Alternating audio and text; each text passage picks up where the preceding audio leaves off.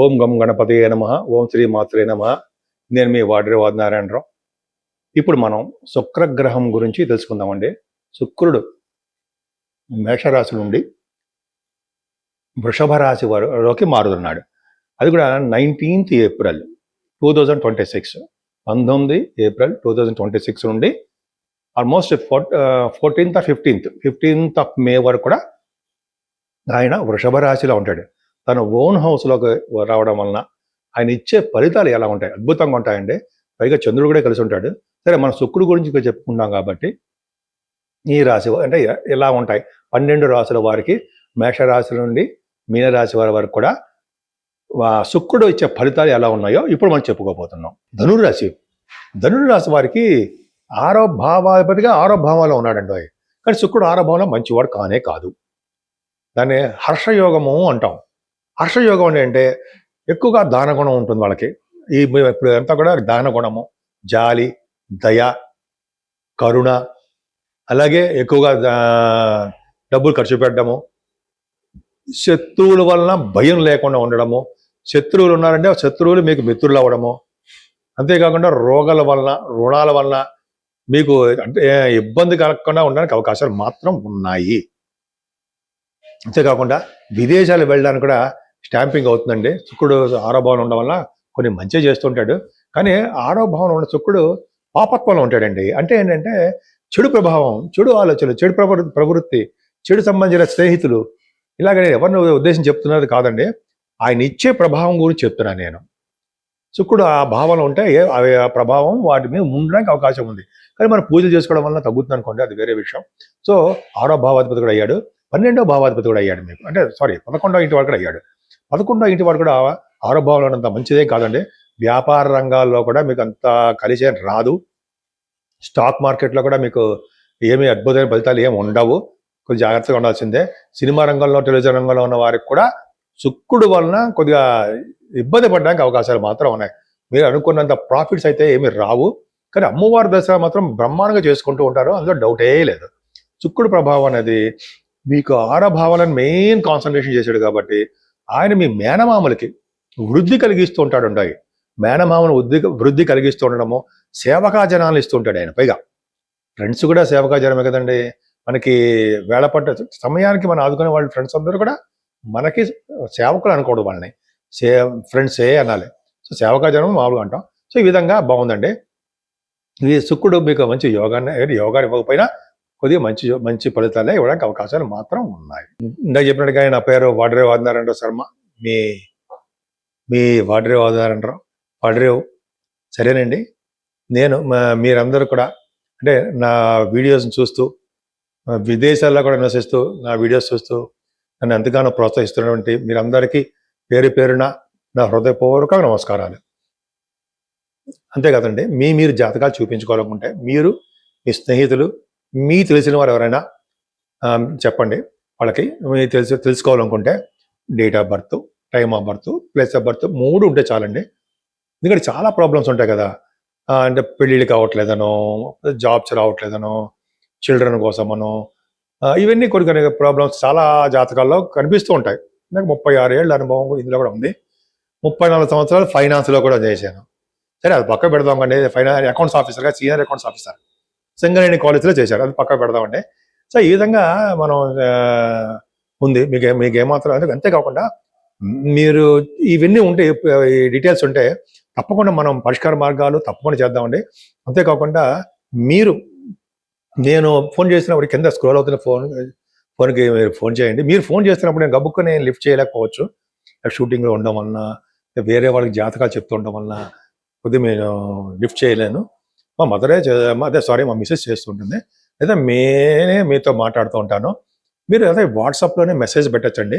మెసేజ్లు పెట్టడం వల్ల ఏమవుతుందంటే నేను తిరిగి మీతో కాంటాక్ట్ అయ్యి మీకు ఏమి ప్రాబ్లమ్స్ ఉన్నాయో ఇవన్నీ కూడా నేను అడుగుతాను.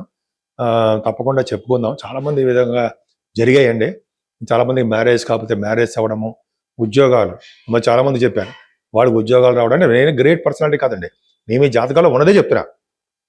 ఉద్యోగాలు రావడము అట్లాగా చేస్తూ ఉంటాం. అంతేకాకుండా మ్యాచ్ మేకింగ్ అంటాం కదండి. అంటే వధూవరుల జాతక పరిశీలన, అది చాలా అంశాలు పరిశీలించాలండి.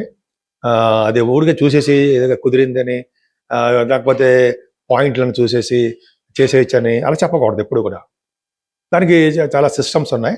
అన్ని జాతకం చూసి అంటే వరుడు జాతకము వధువు జాతకంలోనూ దోషాలు లేకుండా వాళ్ళకి దీర్ఘకాలంగా ఉండేట్టుగా, అంటే ఎక్కువ కాలం ఆయుర్దాయము అన్ని చాలా పరిశీలిస్తామండి. సప్తమ స్థానం అని అన్ని పరిశీలించి జాగ్రత్తగా చెప్పాలి. అని చూడండి, ఒక పట్టాన ముహూర్త అంటే వివాహాలు కుదరకపోతూ ఉండడానికి కారణం మ్యాచ్ మేచింగ్లో ప్రాబ్లమ్స్ రావడమే. భయపడతాం అవసరం లేదు, రాసిపెట్టి ఉంటాడు అక్కడ భగవంతుడు మనకి. యాక్చువల్గా అవి కూడా చూస్తామండి మనం. తర్వాత ముహూర్తాలు కూడా పెడుతుంటాను. పెళ్లి ముహూర్తాలు, గొడుగు ముహూర్తాలు, గృహప్రవేశ ముహూర్తాలు, ఇవన్నీ కూడా మన ఆది ఆస్తాల నుంచి చేస్తూ ఉంటాను నేను. ఇది సామాన్యం. ఇప్పుడు నిన్న మొన్న ఉన్నవాడిని కాదు కదండి. ఆల్మోస్ట్ 36 ఏళ్ళ నుంచి, అంటే అఫ్కోర్స్ నేను ఫైనాన్స్లో ఉన్నాను, అకౌంట్స్లో. ఈ 36 ఏళ్ళ నుంచి అనుభవం ఉంది కాబట్టి పర్వాలా, కొద్దిగా నాలెడ్జ్ ఉందని అనుకుంటాను నేను. సరే, మీకు ఏమైనా వాస్తు సంబంధించిన ప్రాబ్లమ్స్ ఉన్నా కూడా మీరు అడగచ్చండి.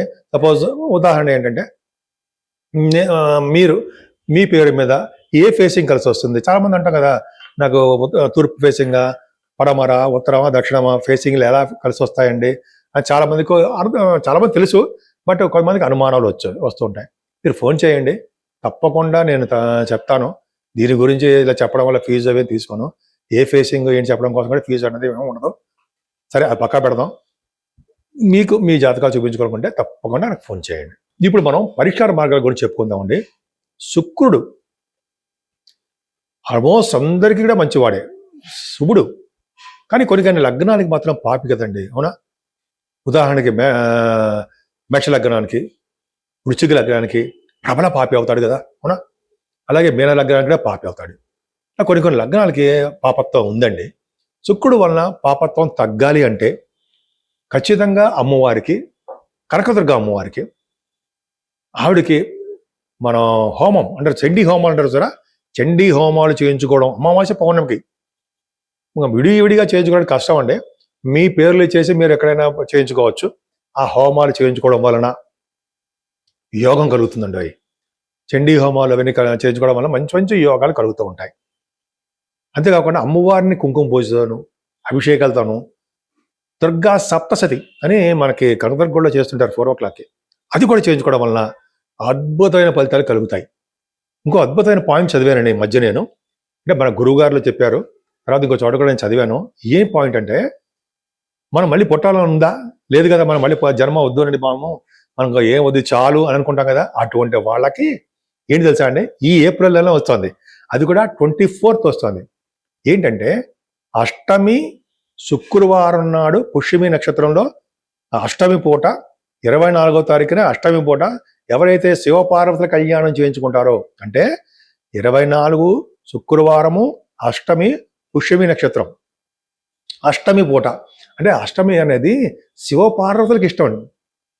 ఆ రోజు కనుక శివపార్వతుల కళ్యాణం చేస్తారు, చాలా గుళ్ళలో చేస్తారు.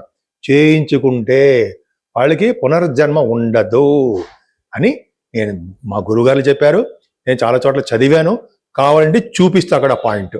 నేను ఎప్పుడూ నా సొంత కవిత్వం నా పై ఏమో ఉండవండి, ఎక్కడ ఏది ఉందో అదే మంచి జరగాలని కోరుకుంటూ ఉంటా. మీకు మీ శ్రేయస్సే మాకు కావాలి కదండి. మిమ్మల్ని ఏదో తిడుతూ ఉంటే మాకేమొస్తుంది, నాకేమొస్తుంది? కాబట్టి మీ శ్రేయస్సు మీ కోరుకున్నాం కాబట్టి 24వ తారీఖుని ఏమాత్రం మర్చిపోకండి. చేసుకోవడం వలన అద్భుతమైన ఫలితాలు ఉంటాయి. అంతేకాకుండా ఇది వైశాఖ మాసం వస్తుందండి. వైశాఖ మాసము 18వ తారీఖు వస్తుంది. ఇదంతా కూడా దానాలు చేయవలసినటువంటి మాసం ఉండవు. ఎన్ని దానాలు చేసినా మనం ముఖ్యంగా గుర్తుపెట్టుకోవాల్సినవి 4 చెంబులు.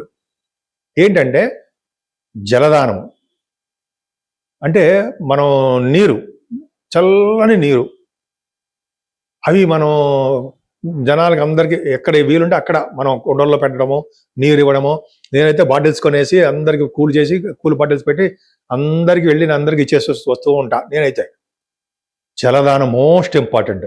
అది చేసుకున్న వాళ్ళు పుణ్యలోకాలకి వెళ్తారు అని ఉంది. మనము కాదు, మనము మన పెద్దలు తర్వాత వాళ్ళు పుణ్యలోకాలకు వెళ్తారు. 2వ పాయింట్, జలదానం తర్వాత గొడుగు. గొడుగు అంటే మనకు తెలుసు కదా, చామ్రదానం అంటే గొడుగు, చామరం కాదండి, గొడుగుదానం అంటే నీడనిచ్చేది గొడుగు, అదొకటి. చెప్పులు, పాదరక్షలు, అదొకటి. విసినికర్ర, ఇవన్నీ ఖర్చులో ఉంటాయంటారా? ఏమీ మాత్రం ఉండదు. సామాన్యుడికి కూడా అందుబాటులో ఉంటాయి. జలదానము, అలాగే ఇందాక చెప్పిన గొడుగు, పాదరక్షలు అండ్ విసనకర్ర. ఈ 4 ఇవ్వండి. ఈ వైశాఖ మాసంలో ఎప్పుడు వీలుంటే అప్పుడు ఇచ్చేస్తూ ఉండండి. ఇంకా చెప్పాలంటే అక్షయ తృతీయ ఉంది చూసారా? అక్షయ తృతీయ 20 తారీఖు వస్తుంది అనుకుంటా.